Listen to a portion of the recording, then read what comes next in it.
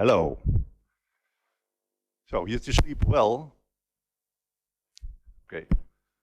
I was in a local pub and have a very nice imperial beer. So if the morning is not running so well, please excuse me for that. No. We first have a flashback for yesterday. But before that, I want to thank for the social party from yesterday night, the dinner and the drinks. It was a very nice atmosphere, so thank you very much for that. Yes, applause.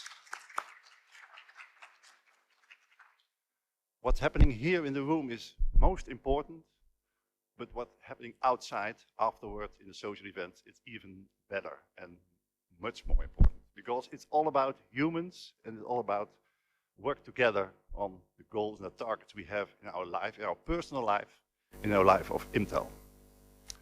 Just a small thing about Imtel as well. Please look at the website of Imtel. Imtel is founded in 1990 by Mr. Andrew Ashmore, and all the conferences we have are on the Imtel website. So you can look back to all the issues and all the scientific articles to be found there. And it's useful for students, but useful for everybody. We have 3 speakers today, this morning, and I will say you now on behalf of the organization that the lunch will start 50 minutes later because our program is intense. So we take in advance already that we will run out. And please stay till the end. Yesterday afternoon, it looked like a chaotic organization and what we did together. We were outside, we were reading information, and I'm very curious what your experience was, so I will ask some questions to you, and I come to you.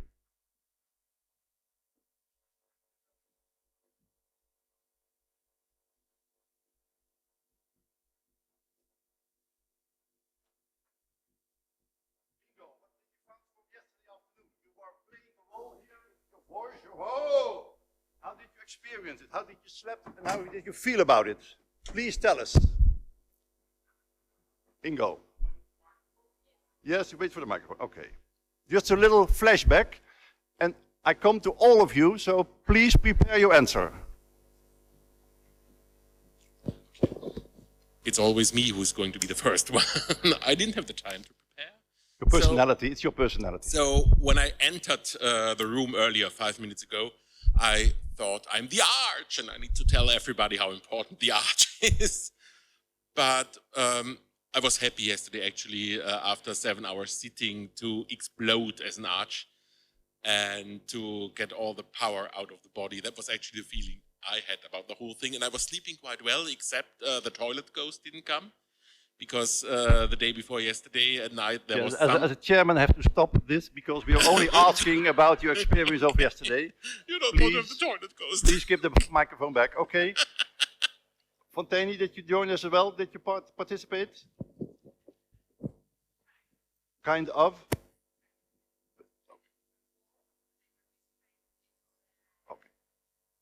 Okay. The performance of our Italian specialist in theater with children.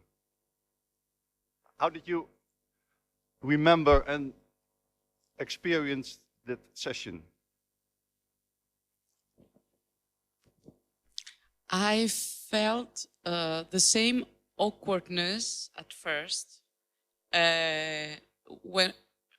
from what I asked the children to do every time. That when No, it was your experience. What did you felt yes, about it? At first, so it was awkward. It was too much information, and then I said, "Oh my God, what are we gonna do?" But then the whole thing came out naturally. And it was great because, I mean, we didn't even know each other. And I felt like I've known you forever. Okay. Okay. It was great. Thank you. Are there more people who would like to say and to add something about Jerker? Please, yes, go ahead.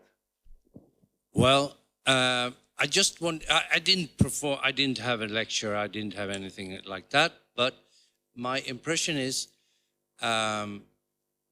people talk too fast.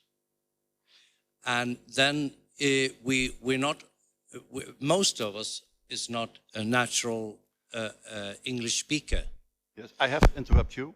A few of us, and some is better than others. No, I have to interrupt you. I'm sorry.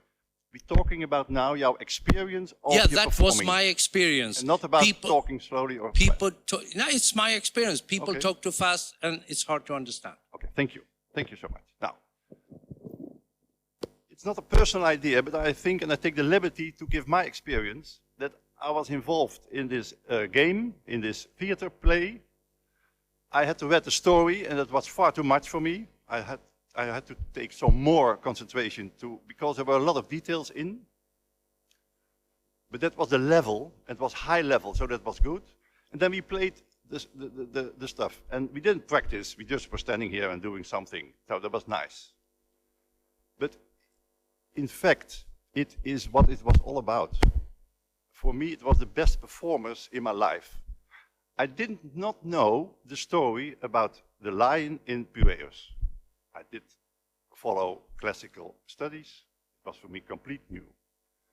I found the story quite difficult, but okay. And now we played, and I will forget the play, but I will never forget the story of Piraeus. I will never forget it. And I will tell it in every next speech I have. Because it was learning by doing. The Chinese people say, Chinese saying is, tell me, and I forget it. Show me, and I see it, and I'm maybe. But let me do it, and I will never forget. So I think what we did, the practice, was a big compliment, and for me that was my experience, so that I will never forget that story. And the good of the combination of our meeting today and with our speakers, especially this morning, that we have to find the scientific improvement of what we did yesterday afternoon. Because as Jurgen said, in my city, I go to musea and to schools and to give my services. But they don't say, no, you only want a job. No. So we have to go on a high level, city-wise, and go to the education lawyer and elder man, and to have with scientific proof that we have to put in more history in the school classes, and that we are the perfect team for that. And we're not looking for money, but we want to do education. And that is the start of this morning, and we have two excellent experts on this subject. And first of all, I'd like to introduce to you, she came yesterday night by plane, Angi Karigiani. She's living next to the border of Turkey, and as a NATO allies country, there are some troubles with airplanes going over the border, and that is not nice and not fair to do. So approve more that we have to do understanding, international contacts, and be friends and educate ourselves, that no one is doing that, and that no one who allows to do that is on power in a country like that. Angi did a master in theater studies, culture education, so she has 2 masters. She did practice for 7 years on a high school, and she's doing education for adults for 4 years. Now, she's taking us through her expertise on how to do science, science-based, how learning by doing, etc. The floor is yours, and here, please go ahead.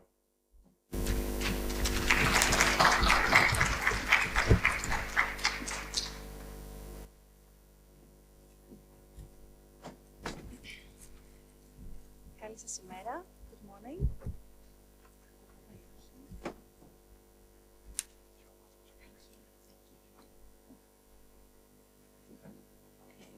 Καλή σας ημέρα.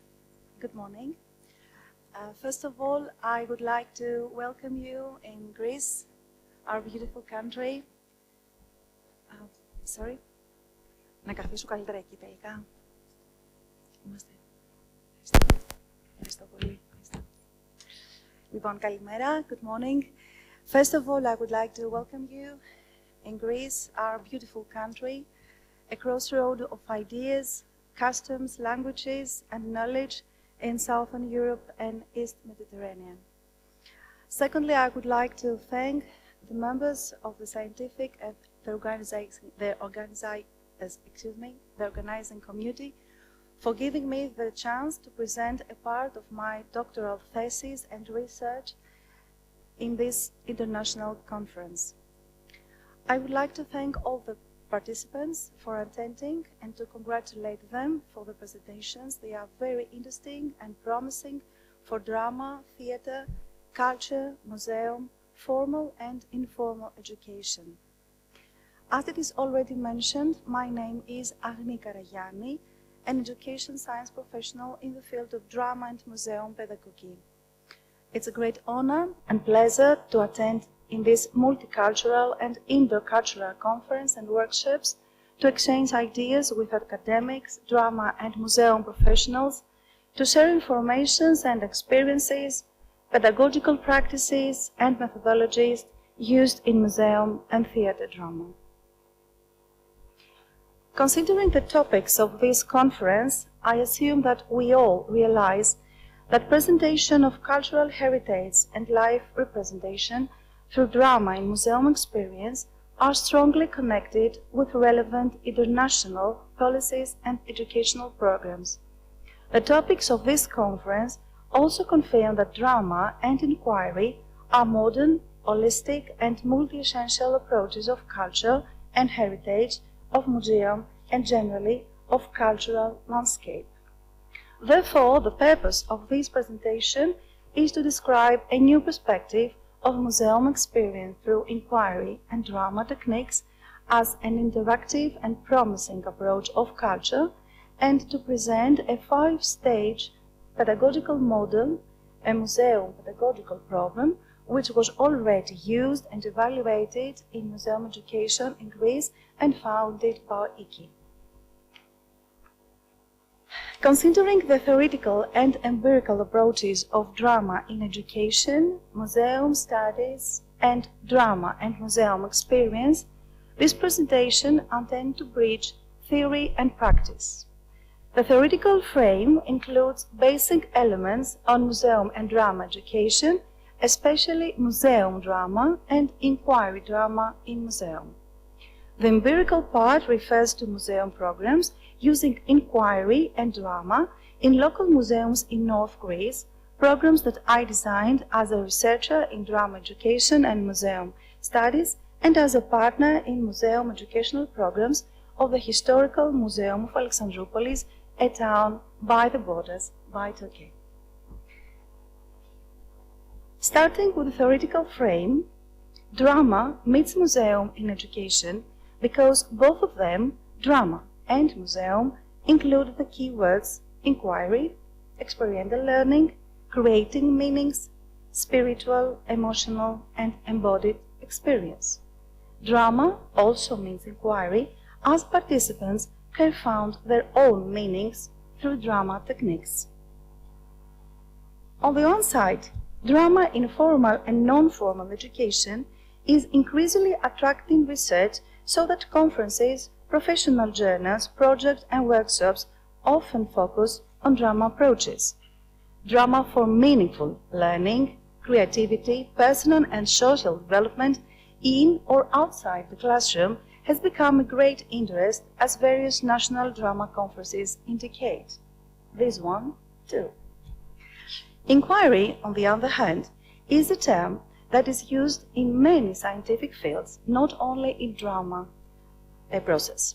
It is significant to underline that inquiry, reflective and experimental learning are basic terms not only in formal education, but also in non-formal education as the museum education. Inquiry in museums may be connected with perceptual and intellectual curiosity, including curiosity into the ways that help meaningful engagement in the museums. George Haynes suggested that experimental learning, empathy, constructed our own understanding, our own meaning through museum exhibition requires participation and inquiry. This figure presents Haynes' view of museum experience, where inquiry and new inquiry are basic steps to interactive participants in museum. John Dewey also suggested that learning involves increasing and understanding the relationships between means and consequences, between thoughts and actions. Therefore, action and reaction is needed to construct and reconstruct meanings. That means that drama for learning, inquiry learning, and expert planning are connected cycles. Inquiry in drama is suggested by Nilans as an exploration and participatory process. It contributes to a multidimensional and creative access to the curriculum through theatrical form. The inquiry approach to drama was also developed by process drama, theatre of the observed and formed theatre, and the mantle of expert. Inquiry drama, as a term in Greek bibliography, let me say it in Greek, διερευνητική δραματοποίηση, inquiry drama, is an interactive pedagogical model developed in Greece mainly through the research of Professor Simos Papadopoulos, the supervisor of my doctoral research. As a drama process and an inquiry process is included in the curriculum about drama education in Greece. It consists of 5 stages: creating a suitable atmosphere among the group, introducing the children to the environment of the story, exploring and creating the new dramatic environment, assessing and comprehending the new experience, and the presentation. During my action research process, during the doctoral thesis I made, this model was evaluated, and it seemed that it can be used in the museum and enrich further museum experience, especially when students are involved. So, as a researcher, I tried to connect drama education and museum education, and I came to the conclusion that,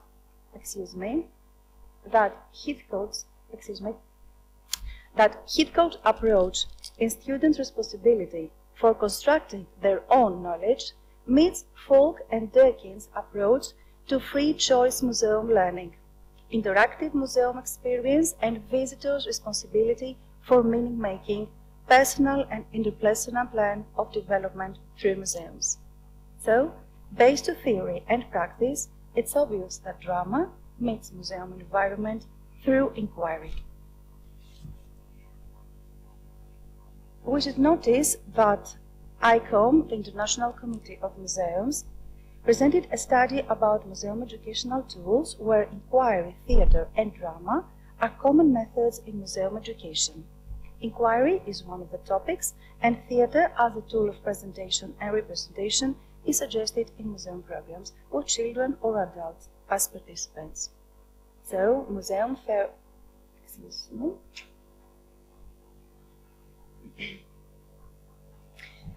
Museum pedagogy, after all, encourages experimental learning, digital tools, and participatory practices in museum. Therefore, the modern museum provide experience, knowledge, and skills, promote inquiry, produce and reproduce meanings and attitudes. Museum pedagogy is structured through narratives produced by the displays and the style in which these narratives are represented. They use methods, as Hooper Greenfield noticed, other than those of display, for example, dramatic events and workshop experimental learning.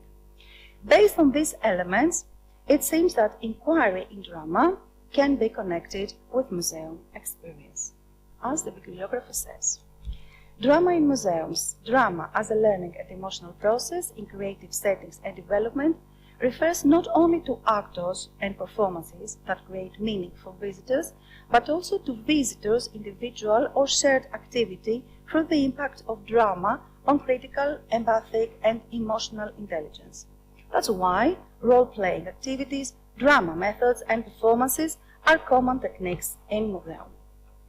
In this point of view of the presentation, we should underline that there is usually a different definition of museum theatre and museum drama in the bibliography.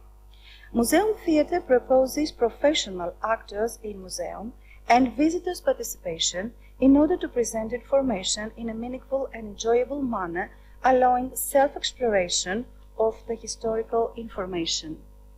Theatre in museums is also used as an experiential process and promotes an interesting way of visitors communicating with exhibits and meaning. The term museum theatre also considers professional actors acting or performing in a museum environment, and there is an audience watching the performance.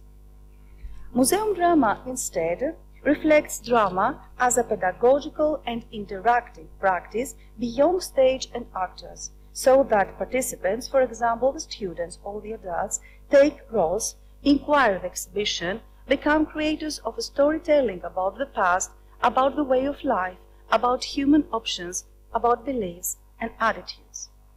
After all, the museum exhibition itself, the museum exhibition environment, the artifacts, the architecture, the lights, the sounds, the photos, bears resemblance to the theatrical scene. The idea of exhibits taking roles and museum visitors functioning also in roles as if they were actors or audience in a theatrical scene is a very stimulating concept. Next photos refer to the Historical Museum of Alexandroupolis, the museum environment that was researched in my doctoral thesis. It is obvious how museum environment could be seen as a stage, how exhibitions can hide a scenario, narratives, roles, life stories. These elements, scenario and scene in museum, were underlined for British Museum in the International Research Programme for Performance, Learning and Heritage, a research that it was made by the Manchester University Centre of Applied Theatre Research. In Greece, there are important researches about museum theatre, as this of dear Fotini Ranieri, of Dr. Fotini Niavieri and Professor Niki Nikonanou.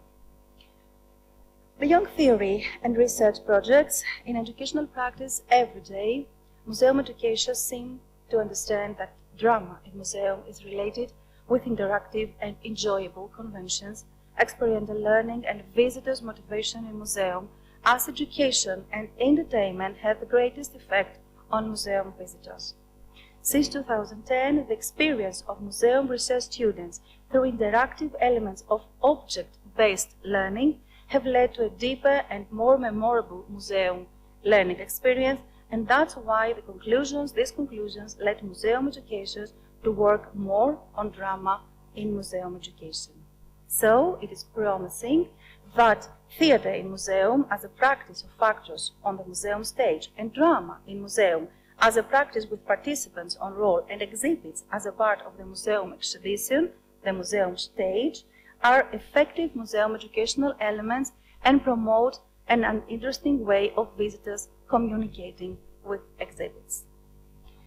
Continuing presenting good practices and inquiry approaches to culture and heritage, I would like now to share with you my experience, not the data, the experience I collected as animator and museum educator, practicing and testing techniques and drama tools in order to enrich museum experience through museum drama.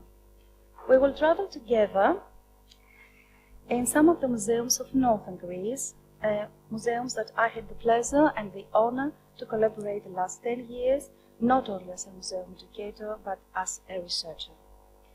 The first photo refers to the Historical Museum of Alexandroupolis. It's a museum drama educational program, a project, 1 year-long project that took place with 3rd grade high school students of the 3rd Gymnasium of Alexandroupolis. The theme of the project was about local history, and it was really a valuable experience for me and for the students how drama helped them for a deeper focusing in historical and social context of the exhibition.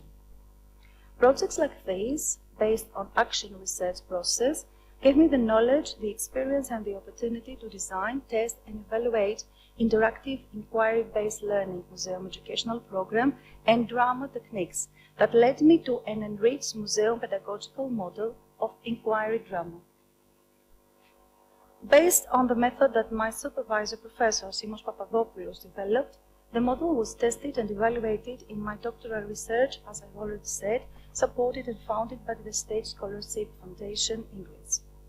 The Museum pedagogical model of inquiry drama, designed for the purpose of this action research thesis, was used in participatory inquiry educational museum programs with primary and high school students as participants in Historical Museum of Alexandroupolis. The participants were 300 and the research lasted almost 2 years because there was a pre-evaluation stage of the model in 3 research cycles and the main research followed with 3 new research cycles. Data collection and analysis proved that museum pedagogical model of inquiry drama can effectively transform the museum experience and learning to an enriched one. The research outcomes also emphasizes the pedagogical space of inquiry drama in museum in order that students have the opportunity to interact with museum environment. The museum pedagogical model of inquiry drama concerns a field appropriate to question and answers based on exhibits and using drama techniques that allowed participants in a naturally different learning environment to examine life as it is presented and represented in the museum showcase. The methodology of the 7-staged museum inquiry drama model refers to the following steps. The first step is about inquiry museum environment by the educator. It's a pre-evaluation stage of how the museum affects visitors. The second stage is about familiarizing with the participants, inquiring the needs, the attitudes, the interests, prior knowledge and experience about museums. The next phase is about familiarizing with the museum environment, exploration and inquiring museum with participants as experts, using drama method as the model of expert. The fourth stage is about creating a new dramatic environment for inquiry where various techniques, drama techniques can be used. The next stage is about reconsidering attitudes and way of life to enrich questions and issues about history and culture. The sixth stage is about presenting a short performance by giving voice to the exhibits based on new meanings and a new perspectives of the exhibition. And at last, the last stage is, of course, evaluation. After the interactive process follows an interactive evaluation of the total museum experience used many techniques. So, the proposed museum educational program uses different museum drama techniques, and these are some of them as role-playing, questions and answers, social situation tracking, forum theater, hot sitting, monologues, freeze frame, conflicted advice, writing in role, writing workshops, moments of day in life, past, present, and future. These are the questionnaires of the evaluation, and I will end this presentation because I want to show you some of the inquiry museum education programs that they have already been evaluated in some national conferences. So please give me one more moment, just a moment, one more minute, yes. So the process, this is a museum program entitled Panoulias, a part of traditional community, targeted to school groups with children 10 to 12 years old. The program utilizes one of the main exhibitions of the Historical Museum of Alexandroupolis, based on Ellen Philippides' exhibition about the traditional community of Sarakatsani in Thrace. The project was, and the evaluation of the museum program was published in the international journal National Drama, where the editors of National Drama Research considered that this study was provided a rare bridge between two different words, drama and museum. The inquiry drama museum model was used and evaluated in further projects, as this one. It was an installation in the Historical Museum of Alexandroupolis, and this exhibition was published in Mentora, one of the national scientific journal in Greece. This is the installation. It was about war, most teenagers and students of the Democritus University of Thrace came and take action with role playing in this part. This is another one with role playing. Role playing with people, with students with disabilities in the Silk Museum, in Archaeological Museum of Kavala. So this is our dilemma. May I say my dilemma? So what kind of museum experience would we promote? A museologist as a guide that knows everything and does not stop talking. A museologist as a tour guide. Visitors just looking and listening in a museum, or we rather promote visitors in action as participants in the museum experience. Do we prefer another one presentation or presentation, inquiry, drama, action, and reaction? I strongly agree we should communicate and consciously inquire the hidden stories of life and culture. Thank you very much. Sorry. Thank you. Okay.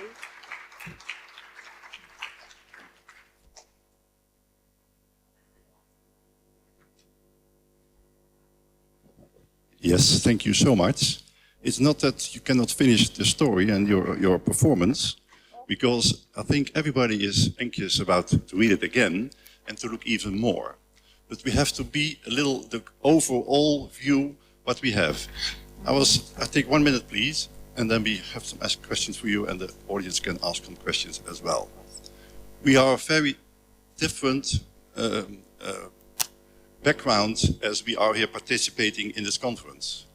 For me, for example, I run a museum with 40 people working directly with the public. So I'm very interested how we can use techniques to get it better, the story what we do and activities to get it better by those children and the visitors. We have 70,000 school children every year and 350,000 people whole year around, summer and winter.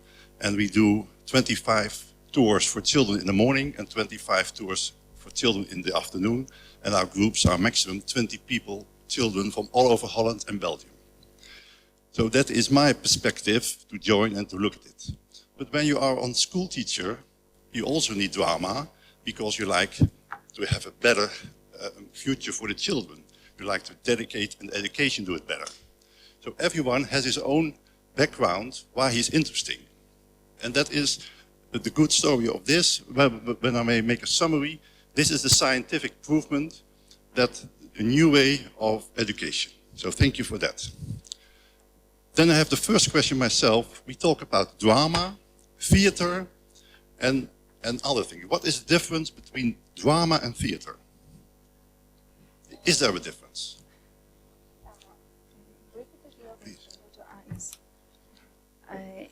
In Greek bibliography, we try to make a different definition between drama and theater, because drama, from the ancient word "dro," means action and participation, and not only of actors on stage. This is a definition. I looked, believe me, very, very constantly during my thesis, because I had to do this definition, because we're talking about, my thesis is about inquiry drama and not inquiry theater. I think for me we have already discussed it in another conference about this. It's not actors, but it's participants, students, or adults in the museum environment. The line is not so clear in what is participatory and not. I mean, in museum theater engages the audience, give the audience the chance to have a dialogue. It's not just an actor on a stage. I mean, we have many variations, even in guided tours. Live interpretation brings new techniques. So the line is not so clear whether they're passive in that, and only in that they're active. I mean, it's, and I think that every program, there is not one fits all. program. Yes, of course. Yes. Every program meets other needs, other audience needs. So we're talking about audience groups, and it's clear that it's a very interesting approach for school groups and for organized groups of visitors of a certain age. But you cannot have that. I mean, it's a very interesting approach among many others that engage the audience in an active way. Yes, of course. mean, I think that I think that in my presentation I said that museum theater is an interactive one. It's not passive. It's not passive. But what over here was presented, it was a 7-stage model doing an inquiry drama process in the museum exhibition with students or with adults. We can do it with adults, so that we can consciously with stages inquire the museum, inquire into new inquiries. We understand, and I'm very happy with the answer of you, because we on the work field understand that there is a difference, but in the practice way, you have to take it as you can use it at the best way, and that is performing. And we are always also interested in the drama technique and the theater techniques, and that is the third speaker of this morning. Are there more questions, dear attendants? No? More questions? Yeah, please. Okay.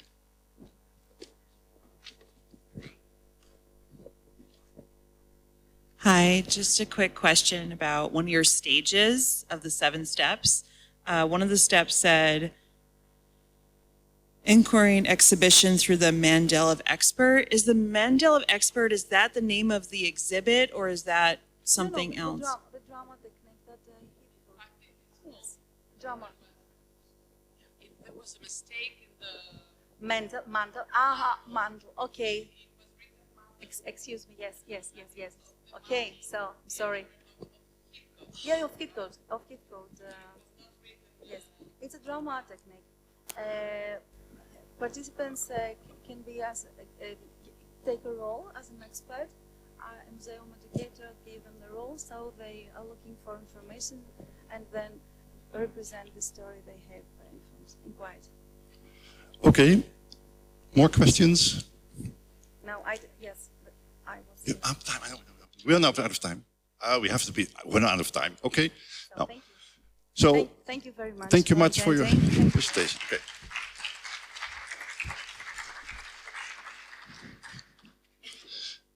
I think that we can use a 5-star system that schools and theaters and museums have taken care of their educational quality, and that for schools it's quite easy to join you and to ask you for cooperation. Ladies and gentlemen, we have our second speaker this morning, and we go to Sweden, where a northern man, a Viking, is telling you all about his experience and his expertise. Thomas, the floor is yours. Thank you. Take some water.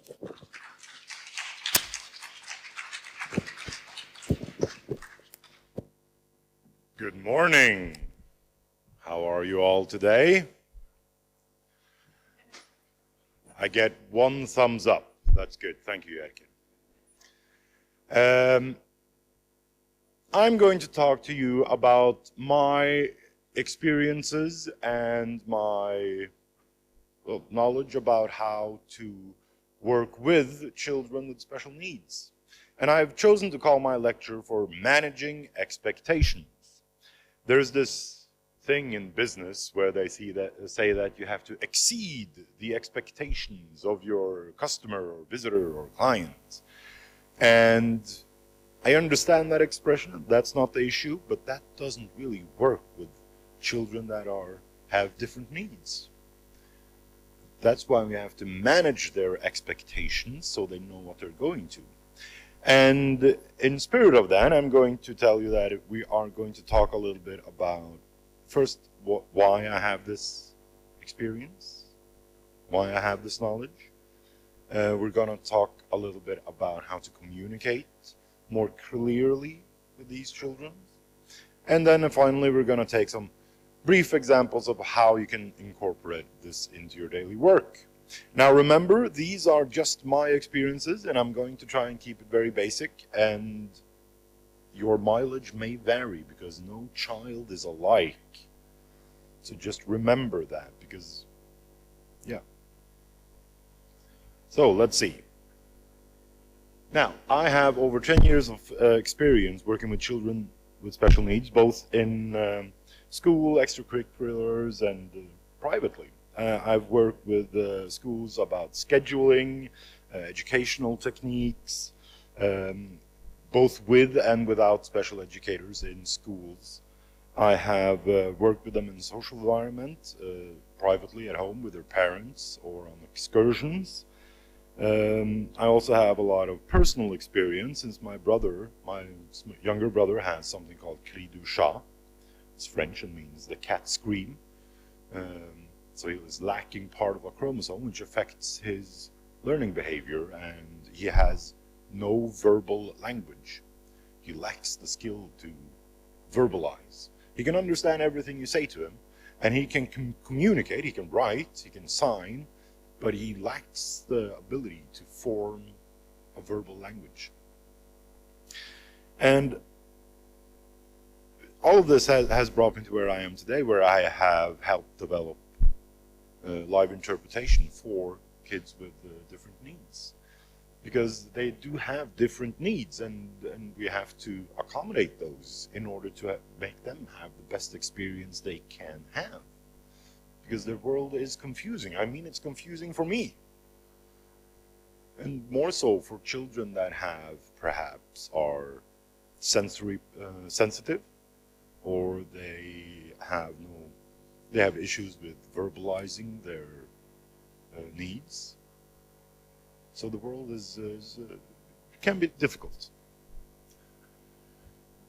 Now, I just want to clarify a few forms. What I'm going to talk about most is autism syndrome disorder, ASD. And this is a very, very broad term. No child in this has the same symptoms or are the same affected, or some may be very high functioning in regards to social aspects. Other children will be non-communicative in social aspects. It varies wildly from child to child, which is why I've tried to base this on very broad, basic things, because in order to create the best experience for a child, you need to know this child, but that is very difficult with the work we do, because we have drive-by audience, which is what I like to call them. They come, they experience, and then they leave again, and you never see them again. If you do a really, really good job, you might see them one more time, or perhaps two. And I despise the word normal, because what is normal? I don't like that word. It also, if you use the word around children with neurotypical disorders, with autism syndrome disorders, and you use like phrases like normal children, it will make these children who has these challenges to overcome feel out of place. They will feel singled out. They will feel that they are not welcome because they're not normal. So never use this word. Just put it aside. It can be triggering for a lot of these children. Now, these are the points I'm going to talk about when it comes to communicating. Make the effort to talk to them. Pick your moments. Talk about what they want to talk about. Keep it to the point. If speaking doesn't work, try writing. Pay attention to nonverbal signs. And most importantly, remember these are just kids. Now, children with special needs, and especially autism syndrome disorder, can be a challenge to communicate with. They might be unresponsive, avoid eye contact, or a lack of body language. They might even turn your back to you. They might hide behind their adults. They might even wander off. This is not a lack of disrespect. This is their tools to try and handle the sensory input that they receive from the world. We all know that, for instance, eye contact can be very, very intimate, and it is especially so for children with autism syndrome disorder. It feels, I'm sorry, I'm not going to say what it feels like, but the children I've talked to has said that it feels like that they are barred, they're way too open. It feels hard for them to maintain eye contact. It's uncomfortable. But of course, this doesn't mean that they're not interested, because, I mean, we all work with very interesting things, and these children are interested. They just don't have the proper skills to handle these social interactions on the level that we do. And the important thing here is try to make the effort, because it will be rewarding. You will fail constantly. I do too. But the important thing here is to keep trying. Now, these kids have a rhythm to their behavior. And this is what I meant with getting to know the child, because then you will get more in tune with how they behave and how they work. This is impossible to do when you do guided tours and people just come and then they leave again. Sometimes you shouldn't try to interrupt this rhythm, because that might be triggering to them. If you sense that some of them might have tics, don't try to interrupt them. Some of them might have verbal tics, body tics, or something like that. Let them do their thing. Yeah, and try to feel out the child and see how they work, and then you can be better at picking your moments with them. Which brings me to this, where forcing a child with ASD to talk about something that they don't want to talk about is not going to get you far. Because they are, at times, very single-minded. If they have hooked on upon a special topic or a special idea or a thing, they will want to talk about that. And their mind continuously circles around these ideas or themes or topics. And it's very, very difficult to try and force a child with ASD out of this circular thought pattern. It is much better to let them exhaust their interest in this. So engage them in this idea, because it shows that they are interested. It's just that they are really, really interested in this tiny, small part of what you just talked about. So talk about it. Engage them and let them use up their thought patterns about them. Stay away from allusions, metaphors, and any abstract statements. These can be very, very difficult for children with ASD. They are very literal. They have issues with, I'm going to talk a little bit about that later as well, but like pretend play. I've worked with children that had a very difficult time in the playground, because a lot of their peers, a lot of their school classmates like to play pretend and pretend they were the cavemen on exploration, and they had no rules, or they just went with the flow. And this kid, he didn't know what to do, because what do you mean? We're not cavemen. I mean, we're here at school. And that's not a cave, that's like a playground equipment. So pretend and imagination, they do have a very strong and active imagination. It's just very difficult for them to like put on a role as we do. So try and stay away from them. Keep your sentences short and direct, which I haven't done so far. And kids with ASD, they're actively trying to decipher what everybody around them are saying. They're expending a lot of their mental effort in trying to decipher the social cues in verbal communication, which is why we have to stay away from metaphors or telling them to keep their eye on the ball, for instance. What ball? I don't see no ball. How can I keep my eye on it? you can try to write instead. Some of these kids are much better with a written language. So try just to write some few short sentences about what you're talking about. You can also try drawing. Some of them are much better visually than they are linguistically.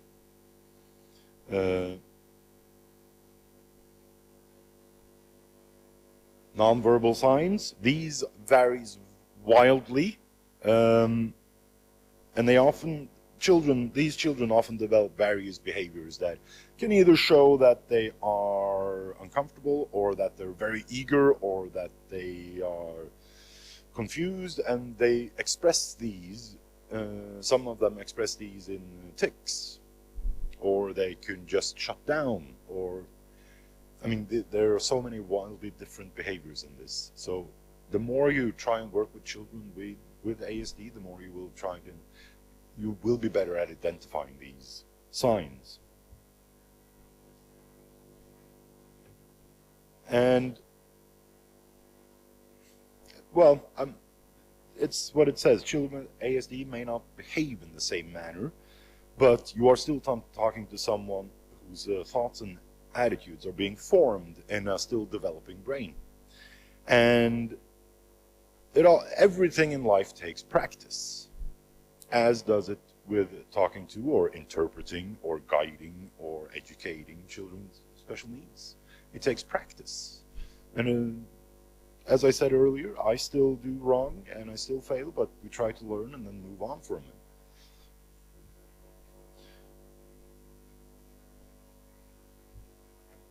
Now, simplifying your language.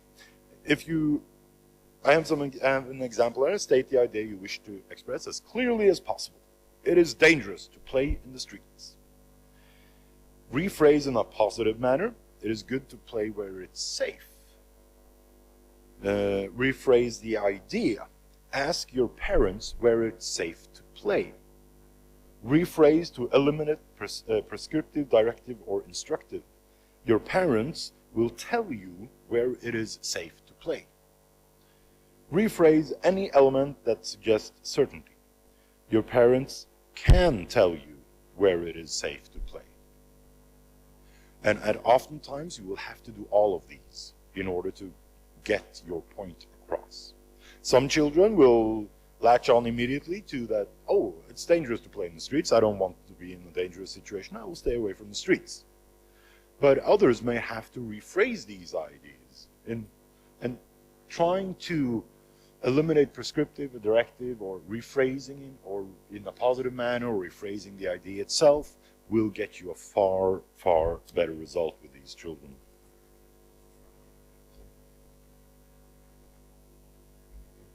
Interpreting for children with ASD.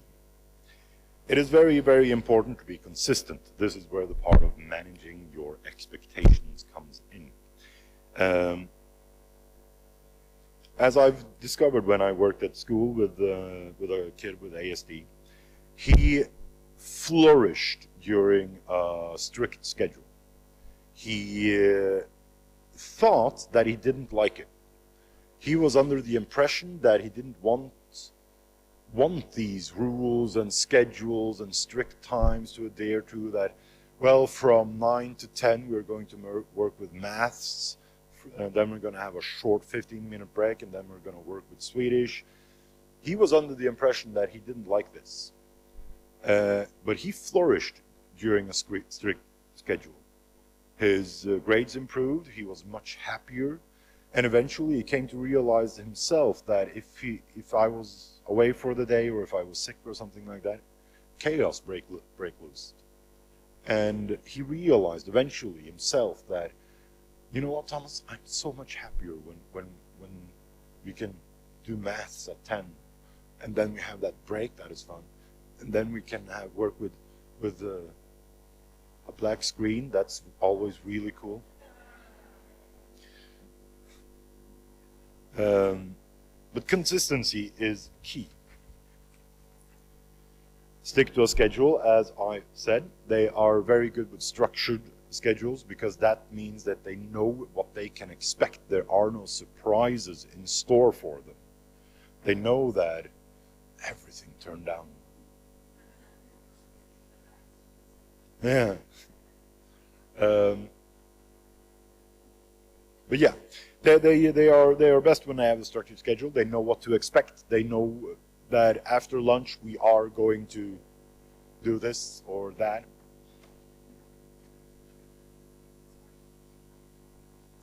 I forgive you.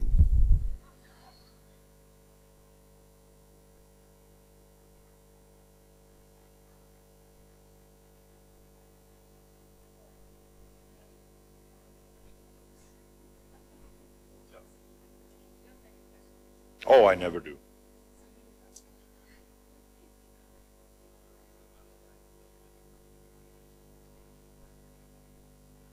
Oh, I've been trying to take back that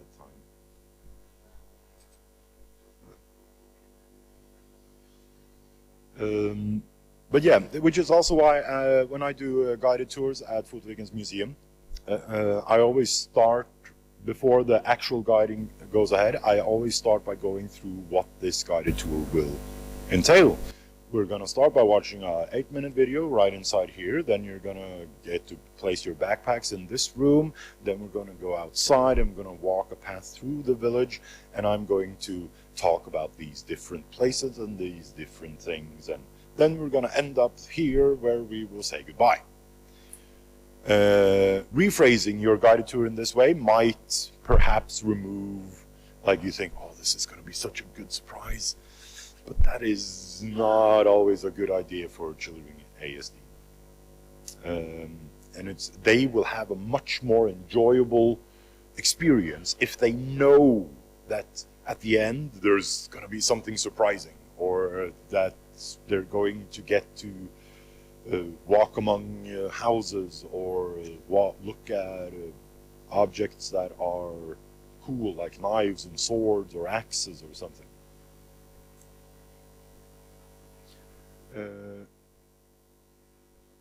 Really, I've gotten that far. I didn't think so. Thank you. And rewarding good behavior. Make an effort to catch them doing something good, but it has to be specific. You can't just say that, oh, you've been really good today. And they will take that literally and think that, okay, I've been good all day long. So if I repeat all this behavior every day, I will be good. You have to be specific. Like when you stood here and then you let people come past you and you told them to listen, that was really good of you. So be specific in your praise. When I do the guided tours, I always try to make sure that they know where the safety zones are. I also communicate this indirectly to their adult, because they usually have an adult with them who are, yeah. So I always communicate directly to them, but I make sure that the adult is also listening, that if it becomes, I will say things that if you think this is too much, or if it becomes too loud or too many impressions, you can go here. Here is quiet, it's calm, and nobody will bother you here.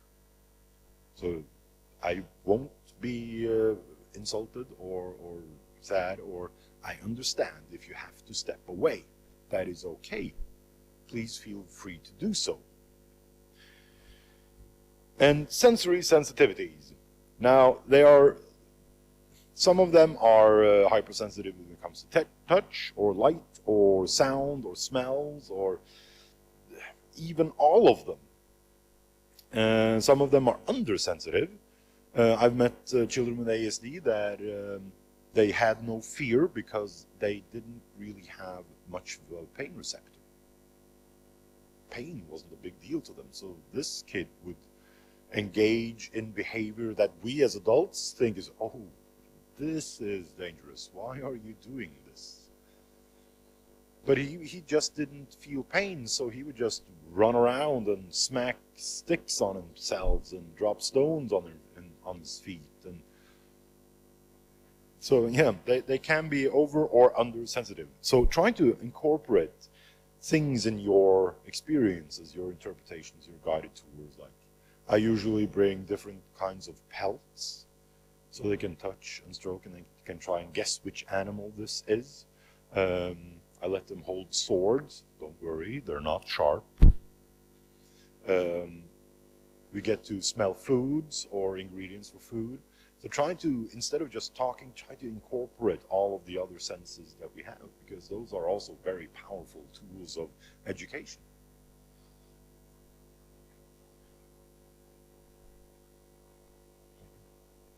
As I said earlier, imagination is not the problem of children with ASD. It is suspension of disbelief is an issue.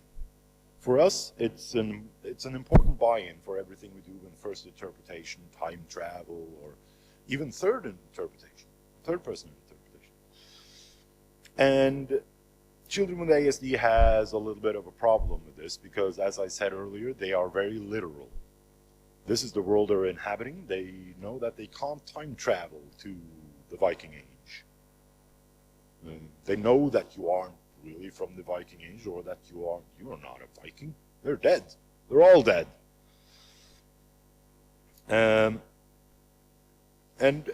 it boils down to what I've said earlier. It's communication. Talk to them what they can expect. You say the words, I'm going to pretend that I am a Viking from the Viking Age. And it would be really cool of you if you could pretend with me. You're just going to pretend that I actually am. We know I'm not, but we're going to pretend that I am a Viking. Even though I actually am a Viking. I also do, as you experienced yesterday, I do storytelling, and I can become very loud, which is sometimes an issue with these children. And I always warn them before I do my storytelling. I will say that at some points I'm going to be very loud, I'm going to shout, I'm going to sound like a troll or a giant or a hero or whatever. So if you want to, you can give me a sign, you can point to me when you think things are getting too loud, and I will lower my voice. You can pat your head, or you can poke your finger in your ear, or whatever. Just give me a sign and I will lower my voice. This also makes them more interested in what you have to say, because they now have a direct line of communication with you that nobody else has.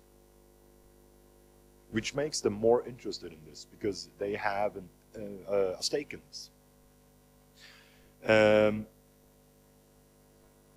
And as I said earlier, incorporate touch and smell and taste. Get them to taste the honey, or pelts, as I said, wooden tools. Try to make, it's a good thing to do in all of our interpretations or guided tours. Just incorporate all of the senses.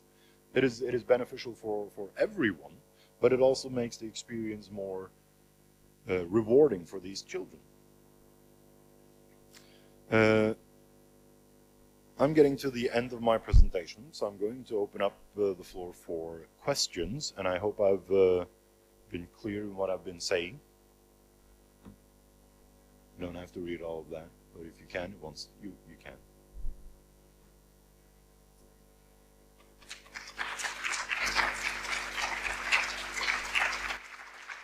Any questions from the floor? I can't promise that I know the answer. And if I don't, I will just make something up. I'm joking, of course.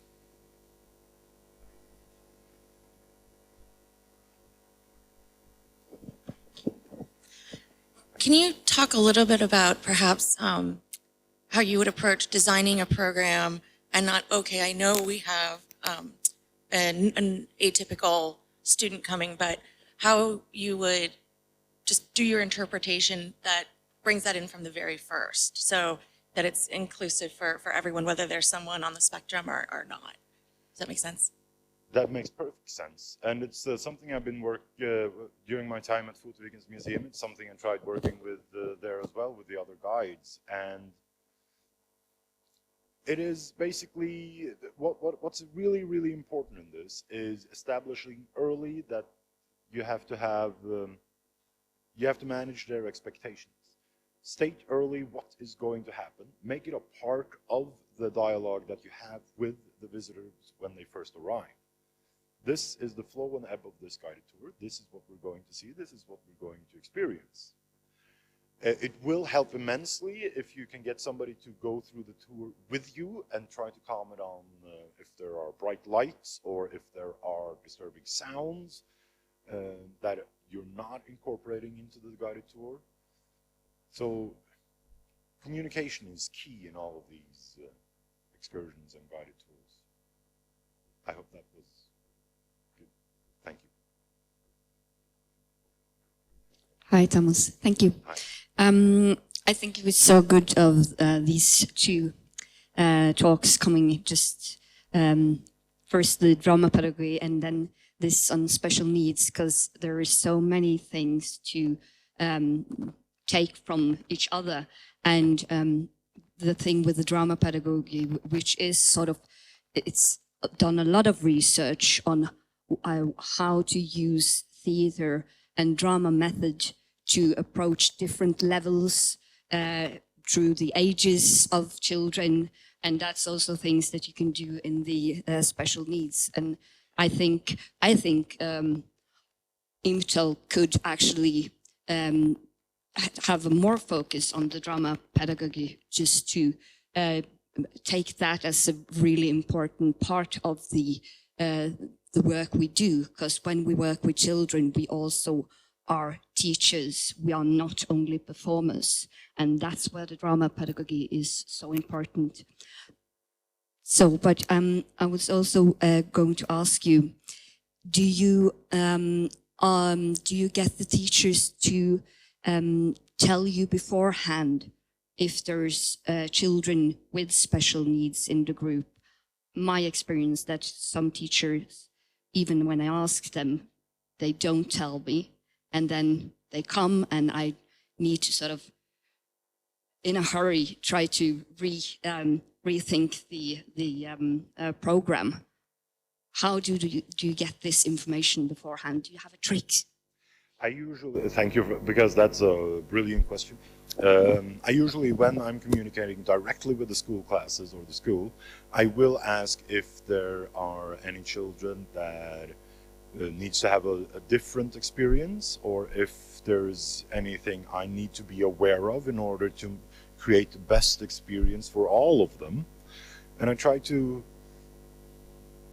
rephrase it in a way that I want to make the best experience for all of them. And just try to open up that discussion, because sometimes it feels a little weird that you have to contact them and say, hey, are there any kids there that I need to like pay closer attention to? I don't like that word, but yes. But yeah. That depends on the way they have contacted me. If they have called me, I will call them. If they've sent me an email, I will email them. And I try to like outline that this I try already then, so they can already speak about it before they arrive, that this is what we're going to do. We're going to meet a man who's going to be dressed as a Viking. He's going to do this, he's going to talk about this, and then we're going to do this. So that the teacher already at school, perhaps the day before or the week before, or can already manage their expectations before they arrive.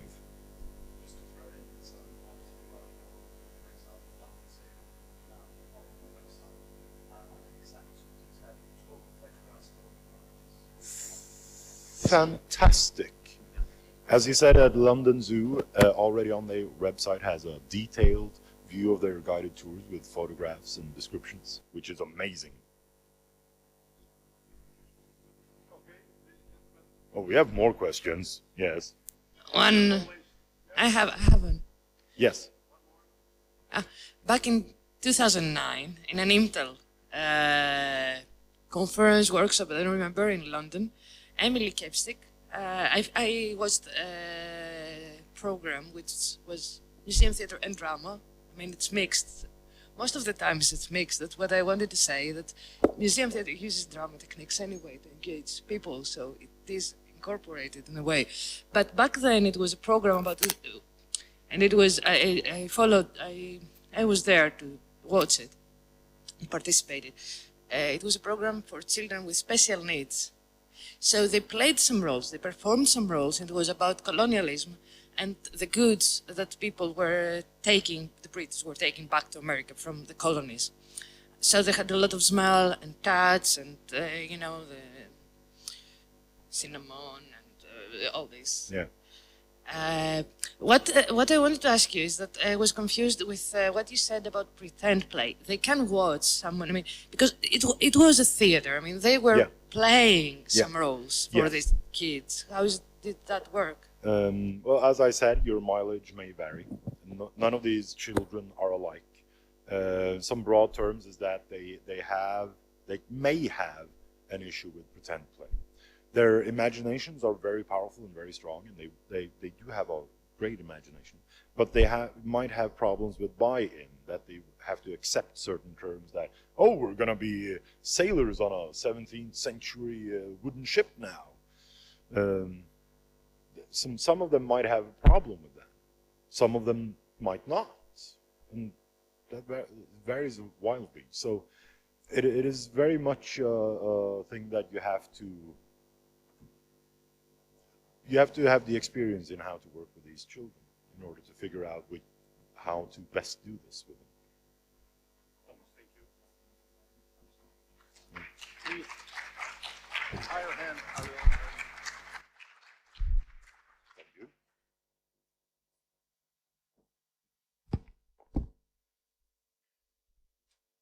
It's also one of our business, our activities as children and adults with visibility, and et cetera, and it was also the subject Douglas told yesterday about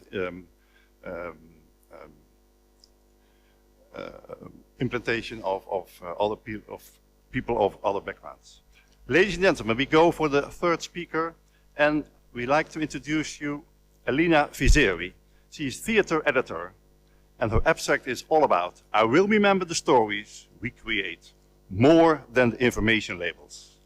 Participatory actions and museum theater. The floor is for Elina Vizeri.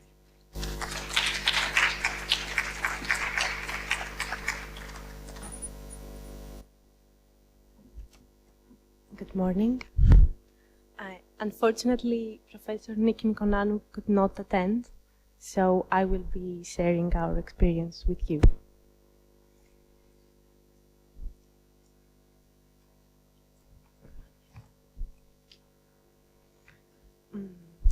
The participatory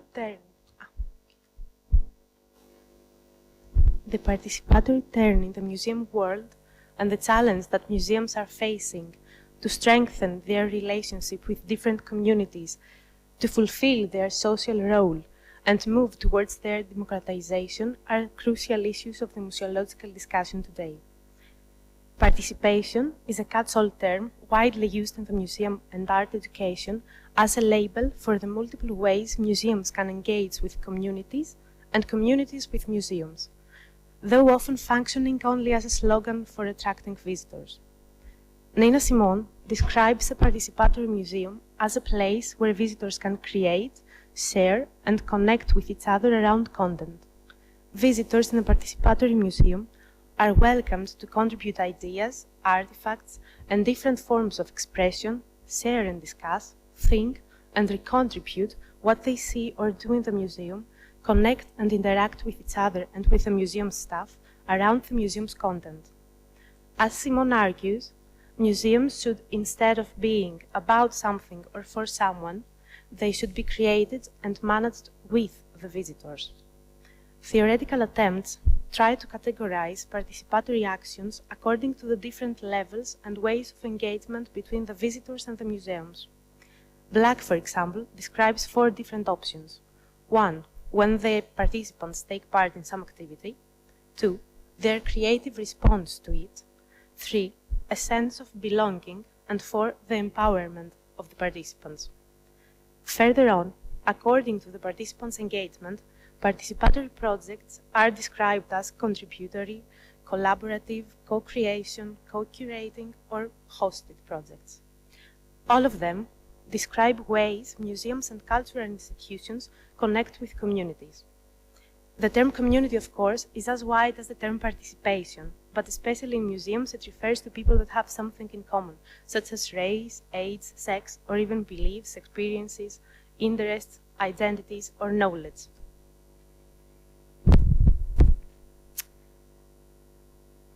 Community participation can serve the democratization of museums and heritage. It could be inclusive and open in various interpretations that are basically bottom-up instead of top-down. Community members should be recognized as specialists of everyday life, and as a consequence, institutions have to accept a concept of shared authority and power. In other words, participation in a context of cultural democracy should employ procedures of collaboration, sharing, and decision-making with regard to equality, which demand a power transition from the institutions to the public. Considering that, existing hierarchies in knowledge production, in interpretation, and meaning-making come unavoidably into question. On the other hand, research findings on the potential of museum theatre are very promising in creating a safe space where ideas, emotions, and relationships can be observed, negotiated, interpreted, and performed. In fact, museum theatre can provide ways to address difficult issues and establish new, more inclusive points of view far from the main institutional discourses. Museum theatre can be a valuable tool in approaching a diverse audience that doesn't feel related to the cultural displays, while offering insights into the museum, into the social meaning of artifacts and animating the inanimates. Moreover, museum theatre can have a positive and long-term effect on the participants' relation to cultural heritage. It activates their fantasy and creativity, fostering personal and shared experience. It helps participants approach difficult histories, negotiate ideas, emotions, narrations, and meanings in places that are not usually meant to be open for dialogue. Research findings and practices on participatory projects and museum theatre were taken into consideration in designing and implementing our intervention. More specifically, we followed an open-ended perspective regarding the involvement of the community, trying to provide a space where possibilities that are not foreseen can be shaped together with the participants. Unexpected and extraordinary encounters can take place through performative actions regarding and creating new forms of relations between the community and the monument. We included decision-making procedures with emphasis in equality and openness in order to give the participants the right to set the rules of the game, to co-create the scenario, the characters, and the storyline of the performance. Our research aim was to explore issues of the process, levels, and participation using techniques and tools from theatre and drama in order to create a performance and work with a specific community. We were interested to find out how museum theatre could be implemented in a co-creating participatory project. Therefore, we collaborated with an existing community of women who are part of the Association of Cancer Patients of Central Macedonia and live near Aladzai Maret, an Ottoman era monument in Thessaloniki. The women community we worked with is actively involved in many different cultural activities, such as dance classes, a choir, and a theatre group. Participants have a long-lasting relationship with the association, forming a group with common experiences and interests and strong bonds. Moreover, they have shared experiences regarding their health issues, disease, and treatment. So now let's move on to the intervention. Aladzai Maret, the monument we worked on, is a 15th century Ottoman mosque in the center of Thessaloniki. The name literally means colorful mosque, and throughout the years the building served as a poor house, a school, a prayer room, a shelter for refugees and people in need. Lately, it is open for visitors every day, while exhibitions and concerts are regularly being held there. The intervention was carried out in 6 meetings, which I will briefly present in the following part. Our first meeting with the community took place in the facilities of the Association of Cancer Patients in Thessaloniki. After a short introduction to the main idea of the project, the community discussed and decided to create a theatre performance for the monument in situ, following their special interest in theatre. Furthermore, they decided on the structure of the meetings that were to follow and proposed certain steps as necessary for developing a performance. Acquaintance with the monument, creating roles and stories,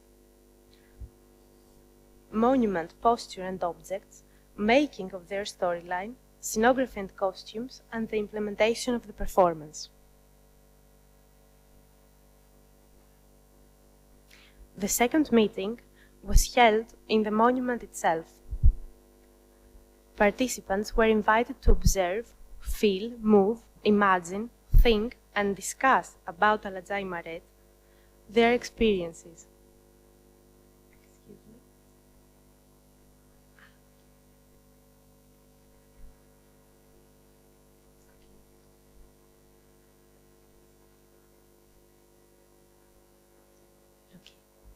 I'm sorry.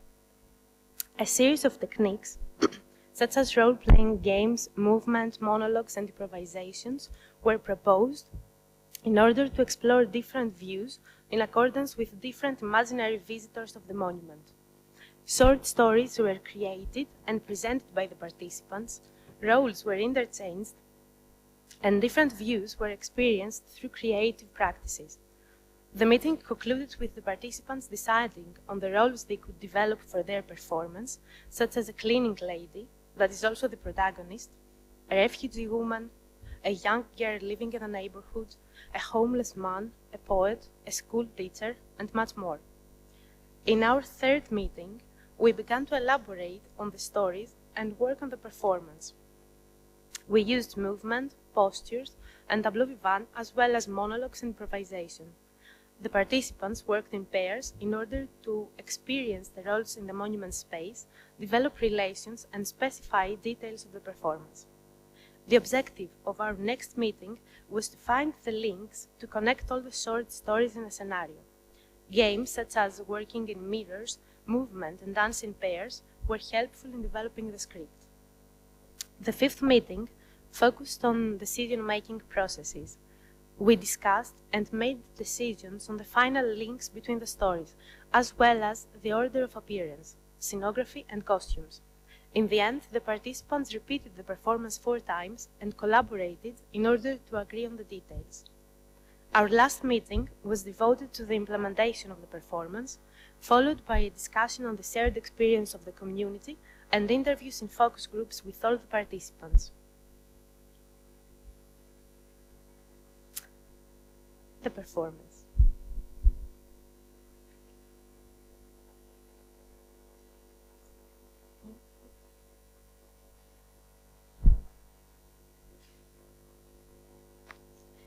The final performance consisted of 10 parts, each one with different fictional characters and plot. The main character is the cleaning lady of the monument. The role of the cleaning lady served as a connective element between the different stories. The storyline is not linear, but includes scenes of the everyday life of the cleaning lady in the monument, flashbacks in 1922, and a not clearly defined period of time in the past. The cleaning lady is magically transferred in time and either observes or actively participates in the different stories. So this is the monument, this is Alazai Maret, and here are some photos of the performance. The performance starts today with the scene "Oh, Those Walls," presenting the cleaning lady considering the different incidents that might have happened in the monument throughout the years. She is referring to the walls of the building as an element that remained somehow unchanged. What if they had eyes and could see, she says. She is then magically transferred in 1922, when she suddenly notices a woman sitting in the center of the space crying and praying. Throughout the conversation with a young girl that lives in the neighborhood and enters also into the next scene, we get informed that she's a refugee from Anatolia that found shelter with her children in Alazai Maret. Afterwards, the cleaning lady is transferred in a different period of time that is not clearly outlined, where she is gossiping with another woman about everyday life events in the neighborhood. In the next scenes, she gets once again in the background to observe two women arguing on love matters, conversations on a charity event that is going to take place in Aladzai Maret, a poet wandering around seeking inspiration, and his talk with a homeless young man. The finishing scenes bring us back into today. The cleaning lady is tired and can't wait to go home. However, when a school teacher with her pupils enters the space, the cleaning lady listens carefully to the school teacher who narrates the story of the monument, its construction, its architectural elements, and the historic events that took place in it. In the end, the cleaning lady is left alone, reflecting on her experience with gratitude and joy. So now let's move on to the findings. Data analysis brought up interesting insights referring to the community's experience and the concept of participation. Moreover, it highlighted matters of implementation of theatre techniques in participatory projects. According to the participants' experience, this proved to include positive effects in three different aspects: individual, community, and social aspects. At an individual level, participants mentioned positive feelings, emotional expression, and improvement of everyday life. While at the community level, the participants felt that they strengthened their bonds, lived a new collective experience, collaborated for a common aim, and discovered new capabilities, skills, and dynamics while in a safe space. Furthermore, we might argue that in a social context, the participants shared their experience with their friends and family, and they decided to be actively involved in cultural heritage issues in the future.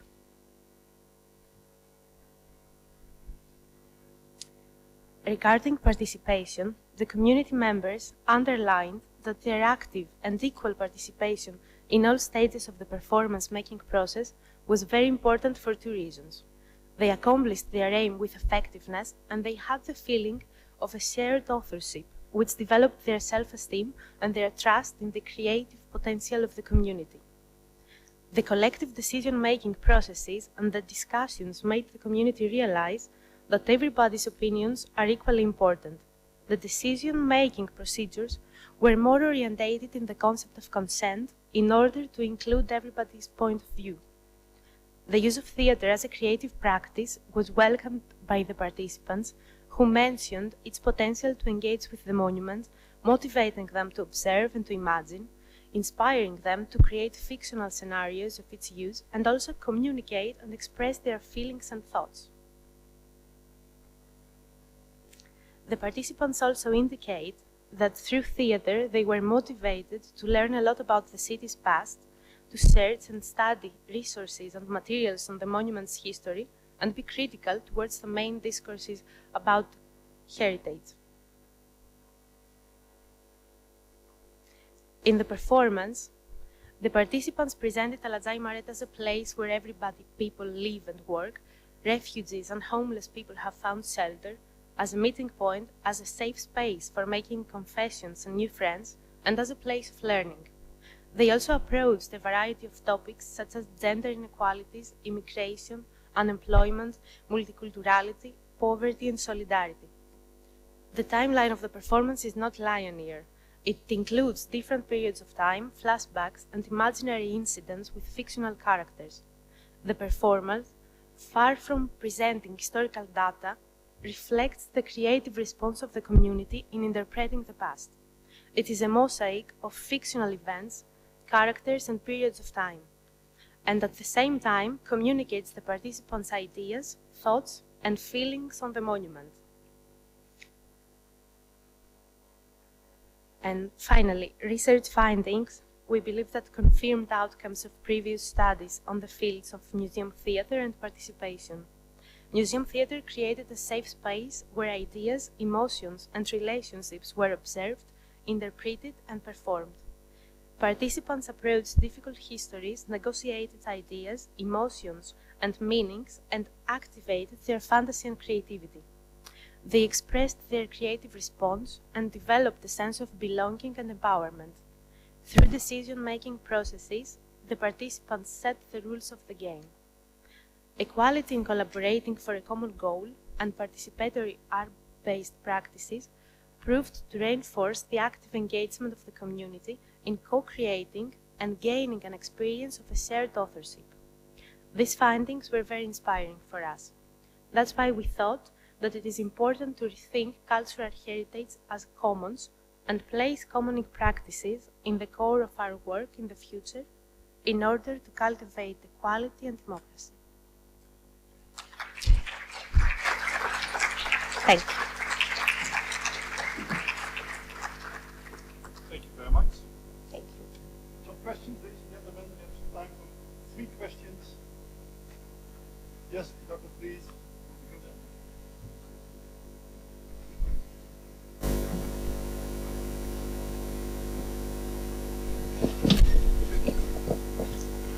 I am curious as to how you collected such in-depth responses from the participants. I mean, I understand that. Were there also observers? Was there an audience involved with this, or was it strictly the group participating that responded? It was just the group. We didn't perform in front of the public. We just did it for ourselves. And we collected the data through interviews, and there was also another researcher observing. All right, excellent. So Thank you. the data came from also from the meetings as well as the interviews in the end. Very good. Thank you. Thank you. One more question then. Thank you for the presentation. It was really interesting, very nice. It seems that you had a very nice time. I would like to ask you, how long did it take you to the whole process? I don't know if you mentioned it or I didn't notice. You mean the intervention? Yes, It yes. was carried out in 6 meetings. 6 meetings. 6 How meetings. long did they last? Each meeting lasted about 4 hours. Okay. It was Okay. quite hard. Thank you. Okay, thank you very much. Thank you. I think the coffee break is here to applause, please. I'm sorry. Short question.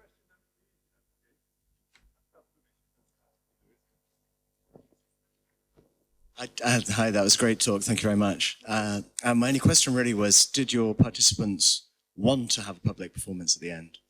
Because you said they just did it for the group, but having put all the work in, did they want to share it with a wider community? Well, in fact, it was a collective decision that we are not going to present it in front of the public because the participants didn't feel really comfortable to perform in front of the public.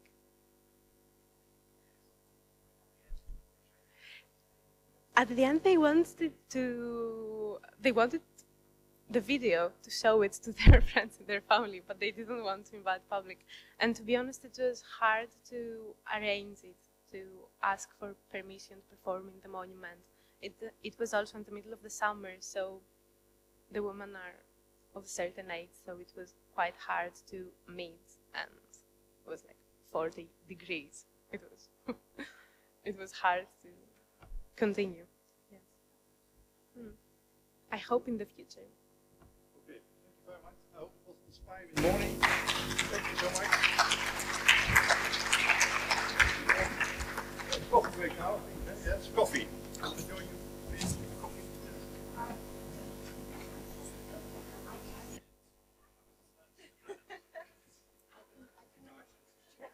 Show you 5 minutes to go? Yeah. Perfect. So we keep eye contact for some of us. Yeah. Yes.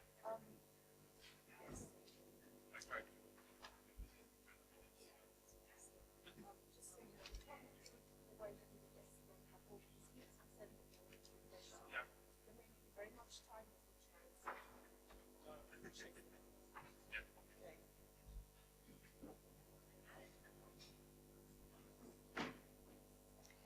Drop your coffees now. Abandon your teacups. Run away from that cake you know you want to. Don't listen to her. Because we ran into a terrible problem. The battery has run out. And I have forgotten the cable at home. I am very sorry, because this is my fault. So if anybody in the room happens to have... Prepared a little dance or song? No, we just need a cable. It's HP. I'm sure we will find a solution, but until then, you can enjoy your coffee or whatever you have. Okay. The remain of the battery. Well, can I just use that opportunity to point out something that the organizers told me just now? Tonight, there's this promenade performance that people have signed up with. I've been informed that the group of 25 participants is now sort of full. Those of you who are attending, we will share taxis to get to the venue, which is very cheap, so not to worry. We should meet in front of the university. I think, you know, on that side where the main street is, where you can see the red building with the garden and the fountain is a gate. Let's meet there because everyone can find that easily at 5:20. Is that all right? 5:20. And then we've got time to get a few taxis coming and jump in and get the driver all confused because we're foreigners and don't know what we're doing. Thank you.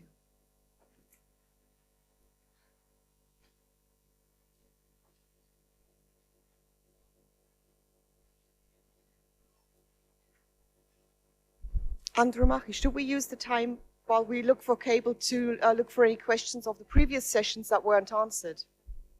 Yeah? Is anyone still frustrated, hungry for more information of those three speakers who just presented? Thomas is? You're just being expressive here.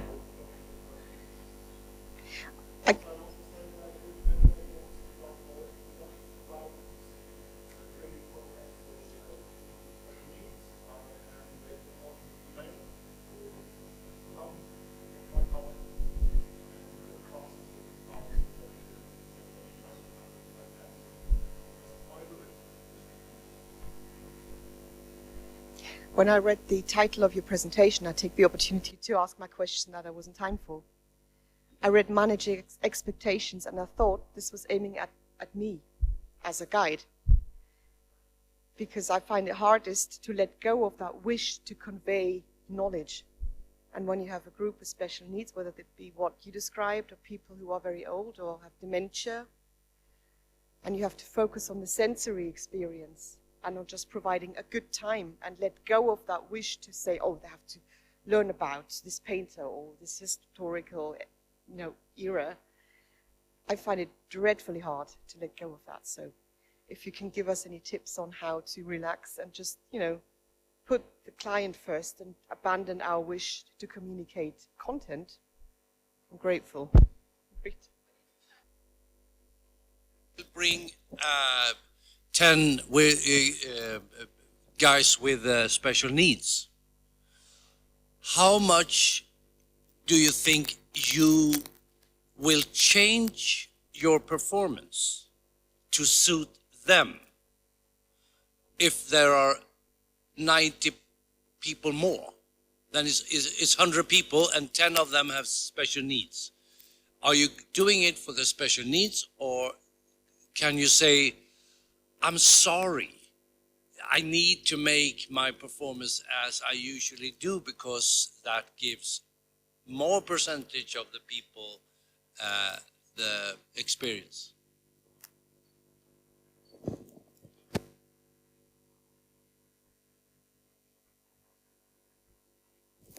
And to be honest, I don't change very much because my guided tour is already adapted to kids with special needs.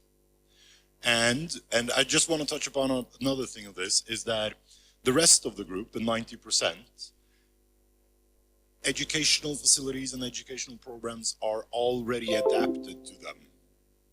The whole world is adapted to them. So that makes them already a step ahead of everybody everybody else, which is why the way I do things is that I've adapted it to kids with special needs, because that does not detract from the experience of the neurotypical.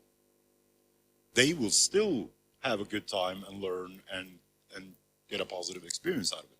But since I've adapted my guided tours and performances to include kids with special needs, they will feel more welcome from the get-go. From the very beginning, they will feel that they are welcomed here. So I don't adapt to the neurotypical. I've already done that. I've worked out my guided tours to be as inclusive as possible. And also, I will say that this is a never-ending quest. My guided tours can always become better, be more inclusive, and I can find new techniques to convey the facts, meanings, and feelings that I want to evoke. But yeah.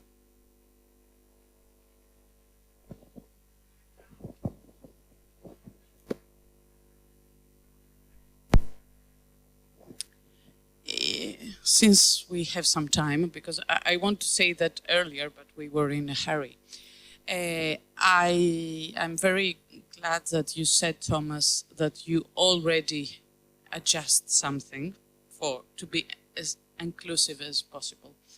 I think that we should, all of us, start to, in whatever place we are, to be more inclusive in everything we do. In Greece, in Thessaloniki especially, there is actually a theater group exists now. Not only a group of people that does theater, that does painting, that does cooking. This group of people is a mixed group of people with handicaps and without. And they prefer to use the word handicap, or disability, we can say better, I think. They prefer that. That's a big discussion, if we should see it like this. Okay, leave it out. They have been working together for some years now. And recently, they are working a lot on their theater group. It is an experience. We go as spectators, okay? They are performing. It goes that well. The theaters that they play, their presentations they do, they are documentary theater. They have a subject every time, and they work on what comes out of them, improvised theater, that finally becomes a representation. As a spectator, it is a once-in-a-lifetime experience every time I see them. Recently, they had a representation that also traveled in Europe. It is called Horses in Love, ερωτευμένα άλογα για τους Έλληνες. They treated the subject of people with disabilities and their erotic life, their body, their sexuality. A taboo, a taboo, a subject that we never talk about. Not even the families that have people with disabilities. It's as if they don't need. And the text that, the play that we saw, we know that it came by the texts in the small workshops with all the group. So people without disabilities and people with disabilities, they work together and things come out. And I don't want to tell you more, but what I mean is we should be together. I mean, let's stop saying this group of people and this group of people.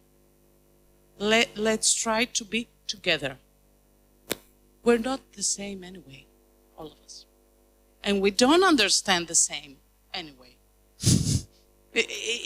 For us, it's the same thing. Do we understand everything we hear? Everything? Every word? Yesterday and today? No. Or I understood less, you understood more, or, I mean, we don't have the same level anyway. So let's try to keep it like this. Sorry, and thank you. The group, especially for the Greeks here, but this group that works together was very avant-garde, for Greece at least, but I think not only. It's called Endynami. Endynami, I don't know how to translate. They are based in Thessaloniki. And from this group derived another thing. For the first time in the National Theatre of Greece, one of the members of the group, one member with disability, for the first time signed a contract as an actress, it's a woman, as an actress, to play in a normal, bad word, in a theater for us. Okay. So things should move and change, and we should be together. Sorry.